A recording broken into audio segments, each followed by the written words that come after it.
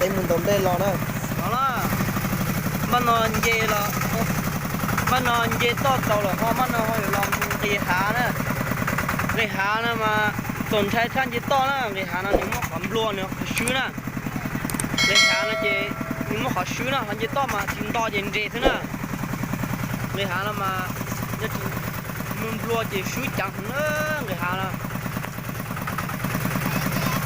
ta mà cũng giờ thì chín sáng lúc thì hết thì vô Okay.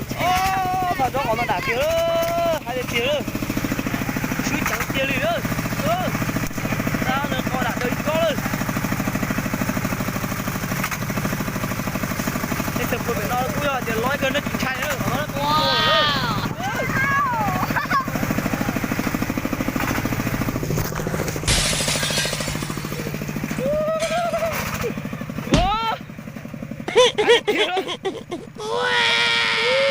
kia lời hứa hay là muốn nó thôi chứ còn nó hay tiền nữa anh chơi còn nó hay tiền là anh chơi nó bao trọn nó chứ đâu wow kia cũng cần từ cũng thiệt thà nữa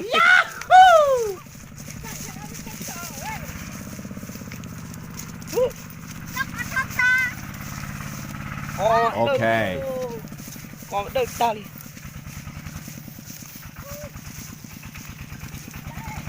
Tôi cá được gì chỉ lại là gì? Đây rồi chị nói này. Okay. Tôi cá là cho. Ôi vô. Nó béo chế quý ha. Là rất to đó, con trai cơ đó.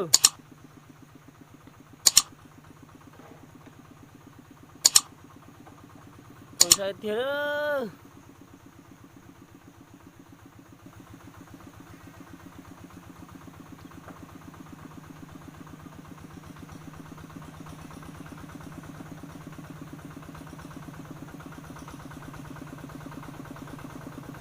Thiệt lấy lử nữa, con trai thiệt đó.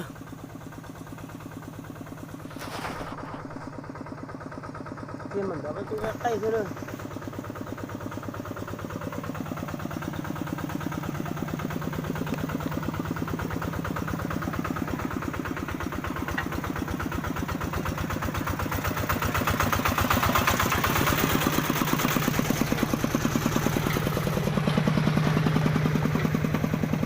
Ai tiêu rồi, thọc cờ lên nó nữa, thọc chỉ lên tàu nữa.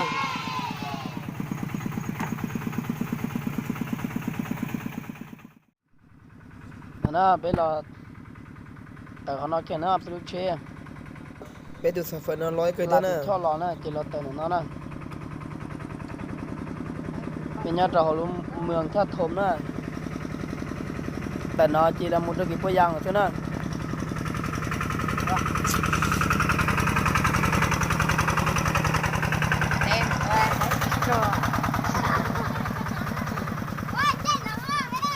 Cái bôi giang phải nó tất kia nó cái phải sinh khoáng á, tất kia nó tất kia một đôi sáng á, là do thì phải trâu nông hết, là do phải trâu phunสวรรค์นะไอ้ข้างนอกไปจนเดือดรักเตาแล้วยังมุดหอเบียงมุขตีเลยยังเตาตอนท่าตะกี้นะว้าวรถเชียงตอนนั้นแต่เด็กกี่ปัวยางเลยรองเชียจิตเตียนงั้นรองเป็นมาชินจีตัวเลยได้วิดีโอนะ